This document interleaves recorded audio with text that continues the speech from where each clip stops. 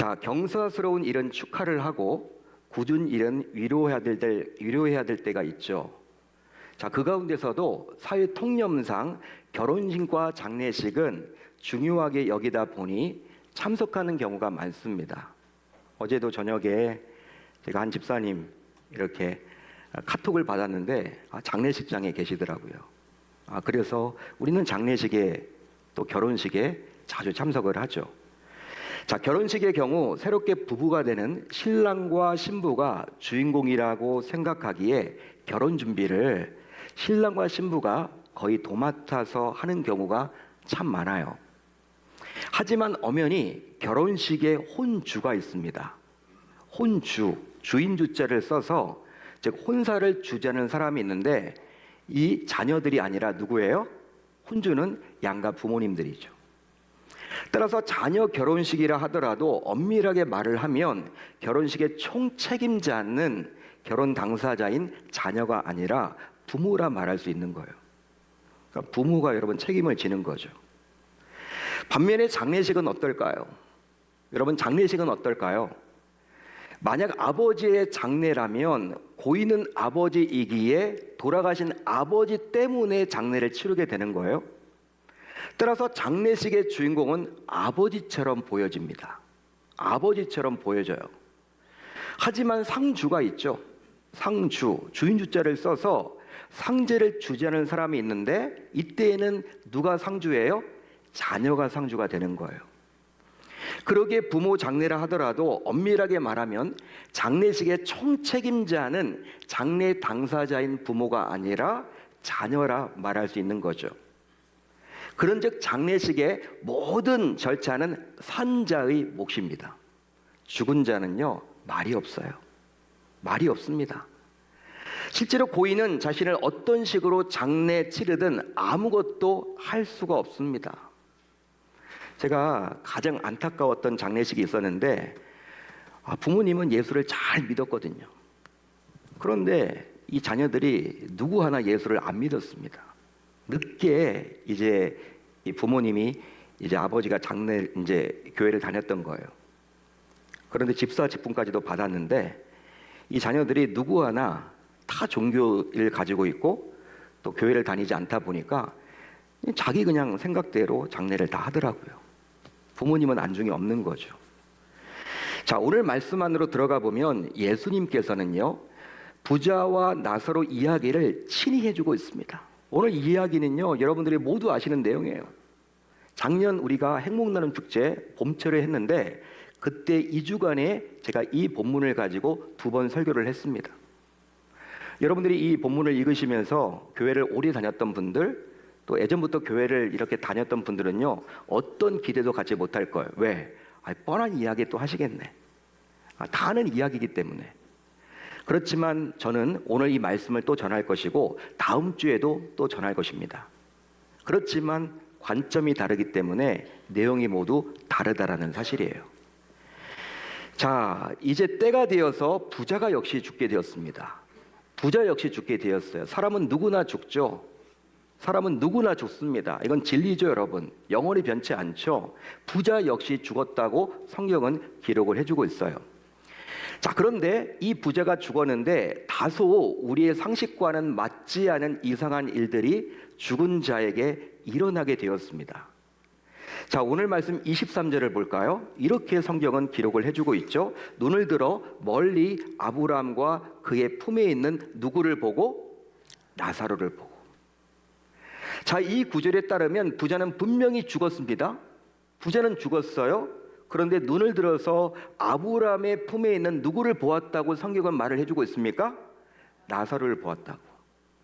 따라서 죽은 자가 보고 있습니다. 여러분들은 죽은 자가 본다라는 이 말을 과연 이해할 수 있습니까? 여러분 어떻게 죽은 자가 볼 수 있을까요? 어떻게 여러분 죽은 자가 볼 수 있습니까? 실제로 죽은 자는 매장을 하든 화장을 하든 정해진 장례 절차에 의해서 이미 시신을 처리했습니다. 우리는 이런 사실을 잘 알고 있기 때문에 죽은 자가 본다라는 것은요 도저히 믿을 수가 없어요. 믿겨지지가 않습니다. 더욱이 본다라는 것은 죽은 것이 아니라 살아있다라는 증거 아닌가요? 그렇다면 과연 죽은 자들이 보고 있다면 이것은 좋은 일일까요? 그게 아니면 끔찍한 일일까요? 한번 여러분들이 생각을 해보세요. 죽은 자가 뭔가를 본다. 이게 여러분 무작정 좋은 일일까요? 아니면 끔찍한 일일까요? 아마도 사람에 따라서 다를 수는 있겠지만 죽은 자가 무언가 본다라는 것은 무조건 좋은 일이라고 말하지는 못하겠죠. 보고 싶지 않은 것도 분명히 있겠죠. 여러분, 분명히 부자는 죽었기에 죽은 자가 맞습니다. 죽은 자가 맞아요. 이미 장사까지 지냈다고 성경은 말을 해주고 있습니다. 더욱이 이런 사실은 하나님의 말씀인 성경에 기록되어 나오고 있어요.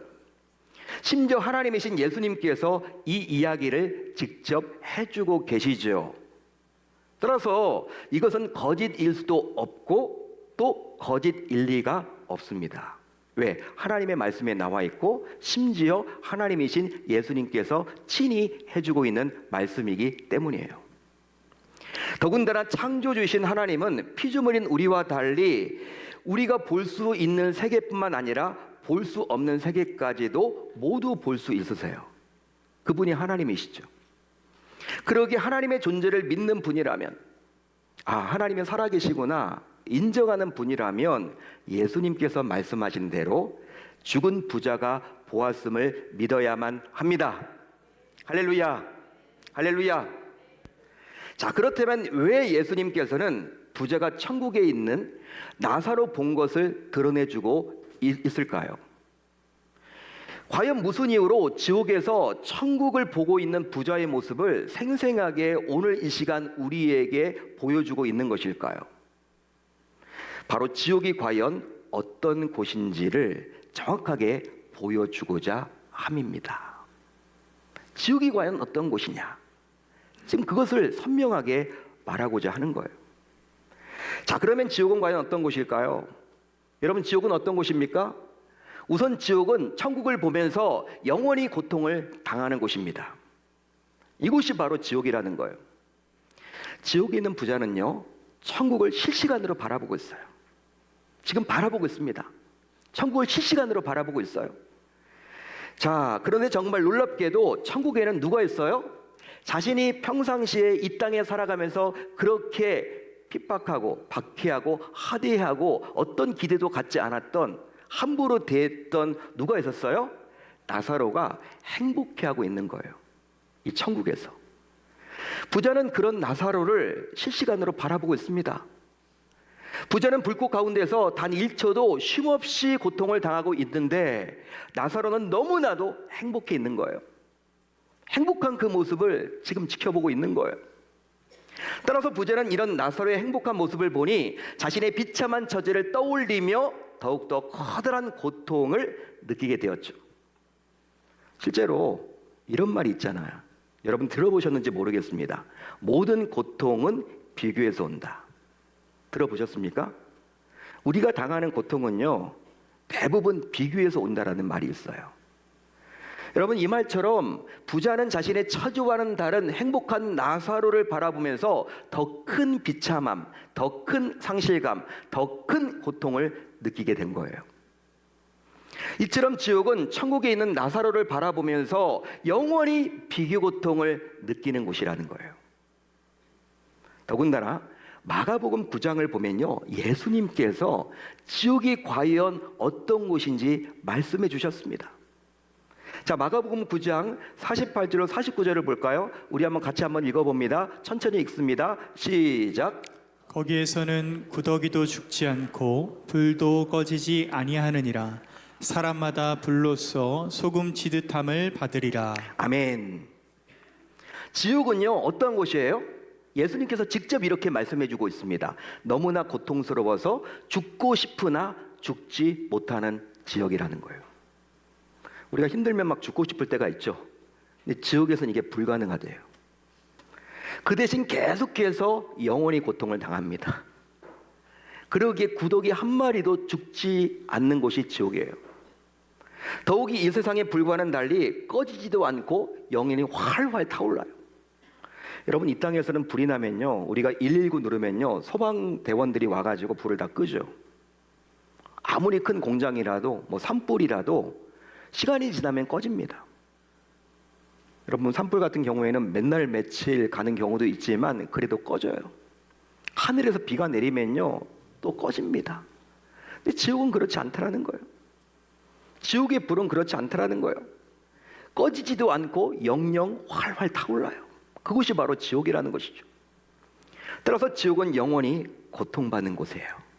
한마디로 이 세상에서 느끼는 고통과는 비교할 수 없는 고통을 그것도 영원히 받게 되는 것이죠. 다음으로 지옥은 말로 표현할 수 없는 처참한 곳입니다. 자, 오늘 말씀 24절을 볼까요? 우리 한번 같이 읽어봅니다. 24절 시작. 그 손가락 끝에 물을 찍어 내 혀를 서늘하게 하소서. 내가 이 불꽃 가운데에서 괴로워하나이다. 여러분들에게 묻고 싶습니다. 여러분들은 한번 생각을 해보세요. 인간이 느끼는 고통 가운데 가장 견디기 힘든 고통이 있다면 그것은 과연 뭘까요? 사람마다 다 다르겠지만 뭐라고 생각을 하십니까? 목마름이랍니다. 갈증. 우리는 목마르면요, 제가 지금 목이 마르거든요, 이렇게 물을 마셔요. 우리나라가 물 부족 국가인 건 아세요, 여러분? 전혀 모르시네요. 제가 선교를 나가봤더니 이렇게 동남아나 아프리카 이런 데 가게 되면요 물이 부족하잖아요. 그래서 물을 좀 정화시켜서 이렇게 마실 수 있도록 어떤 우리가 정수기나 좀 이렇게 시설들을 마련해주고 올 때도 있는데요, 물을 사서 먹기도 하고 그렇습니다. 자, 그런데 우리나라는 뭐 한강만 나가봐도 여러분 물이 많잖아요. 그러다 보니까 물 부족 국가인 걸 잘 몰라요. 우리가 물을 아껴야 됩니다. 맞는 말이에요. 그런데 여러분, 우리는 물 부족 국가임에도 불구하고 우리 주변에 물이 너무나 많아요. 쉽게 마십니다. 그렇기 때문에 이 갈증, 이 목마름이 얼마나 큰 고통인지 몰라요. 자, 여러분, 왜 목마름이 가장 큰 고통이냐면 예수님께서 십자가에 달려 모든 고통을 다 당하셨잖아요. 여러분, 창으로 찔림도 받고 가시 면류관을 쓰고 여러분 손에 여러분 발에 다 못이 박혀서 피가 철철철철 흐르지 않았습니까? 그런 여러분 고통이 얼마나 심했어요? 그런데 예수님이 십자가상에서 성경을 보게 되면요, 아, 나 손 아파, 나 다리 아파, 나 옆구리 아파, 이런 얘기 안 합니다. 유독 했던 말이 뭐예요? 내가 목마르다. 예수님이 이 말씀을 하셨어요. 내가 목마르다. 갈증이 심하다는 거예요. 여러분, 목마름이 여러분 최고의 고통임을 알고 그 말하시고 이제 숨을 거두셨어요. 그만큼 목마름, 즉 갈증은 참을 수가 없는 거죠. 자, 그래서 금식을 우리가 하더라도 뭘 여러분 꼭 마셔야 돼요? 생수를 꼭 마십니다. 왜냐하면 우리 몸에서 수분이 부족하면 현기증이 오고 그 결과 의식을 잃고 결국 사망에 이를 수도 있기 때문이죠. 자, 그런데 꺼지지 않는 불구덩이 속에 있던 부자는 너무나도 갈증이 심한 나머지 결국 참지 못하고 천국에 있는 나사로의 손가락 끝에 물을 찍어서 자신의 혀를 한번 시원케 해달라고 요청합니다. 실제로 얼마나 참지 못하겠으면 자신이 그렇게 이 땅에 살면서 평상시 이렇게 무시하고 하대했던 그 나사로의 손가락을 빌려서라도 자신의 혀를 시원케 하려고 했던 것일까요? 따라서 지옥은 타지도 않고 죽지도 않고 그 결과 참을 수 없는 목마름이 영원히 있는 곳이에요. 그것이 바로 지옥입니다. 여러분이 얼마나 비참하고 처참한 모습입니까? 한번 여러분들이 생각을 해보세요. 내 혀를 서늘하게 하소서. 내 혀를 서늘하게 하소서. 얼마나 소박한 요구입니까? 하지만 이 세상에서 아쉬울 것이 없던 부자였지만 지옥에서는 단 한 모금의 물조차도 얻을 수 없다 보니 이 얼마나 참혹한 모습이라고 감히 말할 수 있겠습니까? 따라서 예수님께서는 우리가 다소 듣기 불편해 하더라도 지옥 이야기를 감추지 않는 거예요. 이 부분을 통과해야 한다는 겁니다. 그런즉 이제 이 말씀을 들은 우리 모두 제발 지옥에 가지 맙시다. 지옥에 가지 맙시다. 따라서 오늘은 바로 지옥을 청산하는 날이에요. 지옥에서 돌아서는 날입니다. 지옥행 열차에서 천국행 열차로 갈아타는 날입니다. 그런데 중요한 것이 있어요. 그것은 바로 무엇이냐면 죽음 이후에는 그 누구도 바꿀 수 없다라는 거예요. 지금 바꾸셔야 합니다. 바로 지금 바꾸셔야 합니다. 기회가 주어졌을 때 바꾸셔야 합니다. 따라서 더 미루지 마시고 이제 오늘 방향을 바꾸어야만 하겠죠. 자, 그렇다면 이제 어떻게 하면 좋을까요? 우리가 어떻게 하면 좋을까요? 어떻게 해야만 하는 것일까요? 우선 내 삶의 목표를 예수님께로 바꾸어야 하겠습니다. 내 삶의 목표를 예수님께로 바꾸어야 하겠습니다. 실제로 지옥은 누가 갑니까? 여러분, 지옥은 누가 가요? 예수님과 다른 방향으로 가는 자들이 가는 곳이 지옥이에요. 예수님은 이쪽으로 가시는데 내가 그게 싫다고 이쪽을 반대 방향으로 가면요, 지옥 가는 거죠. 요한복음 14장 6절을 볼까요? 예수님이 친히 이렇게까지 이야기를 하셨습니다. 예수님의 말씀이에요. 같이 한번 읽습니다. 시작. 내가 곧 길이요 진리요 생명이니 나로 말미암지 않고는 아버지께로 올 자가 없느니라. 이 구절을 보시면 예수님께서는 자신을 통과하지 않고서는 하나님 아버지가 계시는 천국으로 갈 수 없다라고 분명히 이야기를 하십니다.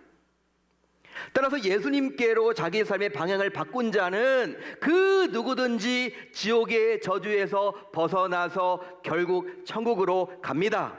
할렐루야, 할렐루야. 다음으로 예수님의 십자가의 죽음과 부활을 마음으로 믿고 분명한 신앙 고백을 해야만 하는 거예요. 로마서 10장 9절로 10절을 볼까요? 우리 한번 같이 읽어봅니다. 로마서 9장 10절, 9장 우리 10장 9절로 10절 같이 읽습니다. 시작. 내가 만일 내 입으로 예수를 주로 시인하며 또 하나님께서 그를 죽은 자 가운데서 살리신 것을 내 마음에 믿으면 구원을 받으리라. 사람이 마음으로 믿어 의에 이르고 입으로 시인하여 구원에 이르느니라. 아멘. 사람이 마음으로 믿어 의에 이르고 입으로 시인하여 구원에 이르느니라. 아멘. 바울이 이야기를 하고 있지만 오직 예수의 십자가의 죽음과 부활을 마음으로 믿어야 돼요. 마음으로 받아들여야 돼요. 그것이 바로 영접입니다.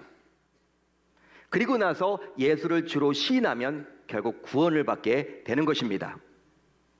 따라서 예수님만이 영생을 주시는 유일한 구주이심을 믿고 또 입으로 고백하는 신앙 고백이야말로 지옥의 저주를 끊을 수 있습니다. 할렐루야, 할렐루야.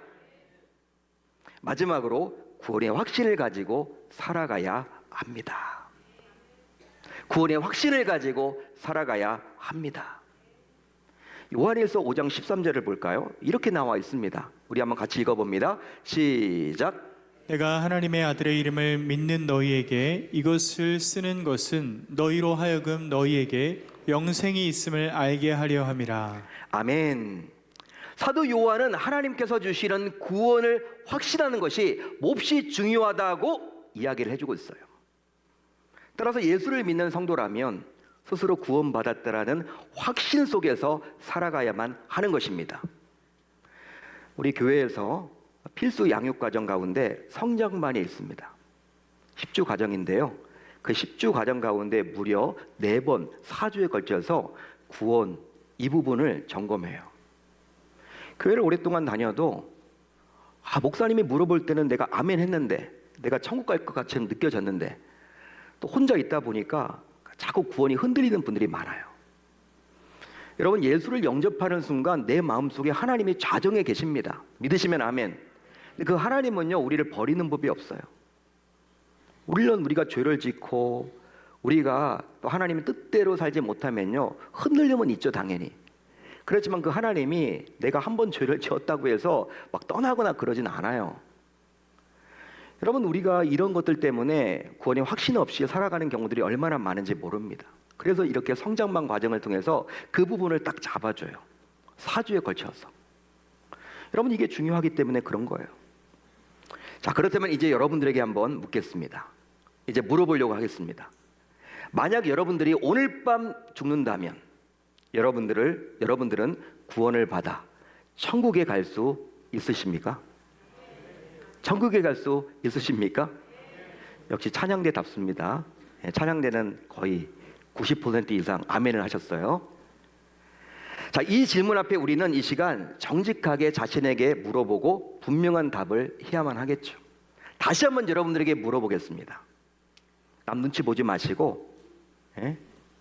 여러분들이 한번 솔직하게 대답을 해보세요. 대한민국은요, 사건 사고가 참 많아요. 어떻게 될지 모릅니다, 여러분. 실제 그래요. 요즘에 여러분 4명 가운데 한 사람은 암에 걸려요. 확률적으로. 우리나라가 여러분 암 환자가 얼마나 많은지 몰라요. 여러분 예전보다 의료도 발달했지만 그만큼 그거에 버금가게 각종 질병들이 더 창궐하고 있어요. 어떤 병에 걸릴지 몰라요. 여러분들 뭐 건강검진 받는 거 두렵잖아요, 다. 예? 나이가 점점 들수록 한두 군데가 계속 망가지거든요. 예? 여러분 우리가 어떻게 될지 몰라요. 이 땅에 올 때는요 순서가 있지만 갈 때는 순서가 없는 거예요. 아니 목사님 아직 젊은데 무슨 죽음 이야기입니까? 기분 나쁘게. 모르는 거예요, 여러분들. 진짜 그렇습니다. 여러분들 다시 한번 묻겠습니다. 지금이라도 주님께서 나를 부르신다면 나는 저 영원한 하나님의 나라에 들어갈 수 있습니까? 여러분 운전을 하다 보면 목적지와 다른 방향으로 갈 때가 있을 때가 있죠. 나는 이쪽으로 가고 싶은데 운전을 하다 보니까 내가 지금 다른 방향으로 가고 있어. 잘못된 방향으로 가고 있어. 반대 방향으로 가고 있어. 그럴 때가 있죠, 여러분. 그럼 그럴 때 어떻게 해야 됩니까? 우선 유턴이란 표지판을 빨리 찾아서 즉시 유턴해야 돼요. 즉시 유턴해야 됩니다. 왜냐하면 그렇게 하지 않으면 목적지에 도달할 수 없기 때문이죠. 따라서 이 중요한 시간에 예수님께서 지옥을 보여주신 것은 우리가 빨리 예수님께로 유턴하라는 촉구입니다. 하나님의 심정이 여기에 담겨져 있는 거예요. 그런데 안타깝게도 미루면 미룰수록 어떤 일이 일어날까요? 어떤 일이 일어날까요? 시간만 낭비하고 에너지만 빼앗기고 결국 항상 죽음에 대한 두려움 속에서 삶을 살아갈 수밖에 없다라는 것이죠. 그런즉 지금 당장 예수님을 영접하고 내 삶의 방향을 예수님께로 유턴해 봅시다. 그렇게 하고자 이제 솔직하게 다음에 영접 기도를 따라서 해주시면 좋을 것 같아요. 그렇게 함으로 주일 예배를 드리면서도 여전히 구원의 확신을 갖지 못한 채 살아가는 분들이 행여나 여러분들 가운데 계신다면 오늘 솔직한 이 고백을 통해서 예수님을 온전히 완전히 영접하시기를 바랍니다. 또 행복나눔 축제에 초청받아서 오셨더라도 다음에 영접 기도를 따라서 해봄으로 이 시간 예수님께로 삶의 방향을 유턴해서 죽음 이후에 지옥이 아니라 천국에 모두 갈 수 있어야 할 줄로 믿습니다. 자, 이제 우리 모두 따라서 한번 해주시면 좋을 것 같아요. 네, 이 기도가 낯설기 때문에 모셔온 분들은요 옆에 손을 잡을 수 있는 관계면 손을 잡아주시고 같이 여러분들이 해주시면 좋겠습니다. 교회를 오랫동안 다녔던 분들도 따라해 주시고요. 이 영접 기도를 한번 따라해 주시면 좋겠습니다. 자, 눈을 한번 감아주세요. 네, 제가 먼저 기도하면 여러분들이 따라해 주십시오. 마음으로 한번 따라해 주십시오. 누구 눈치 보지 마시고 따라해 주십시오. 하나님 아버지, 나는 주인입니다. 그동안 내가 내 삶의 주인으로 살아왔음을 회개합니다. 용서해 주옵소서. 이제 예수님이 나의 주가 되심을 믿습니다. 나의 삶의 주인이신 줄로 믿습니다. 예수님이 나의 모든 죄를 지시고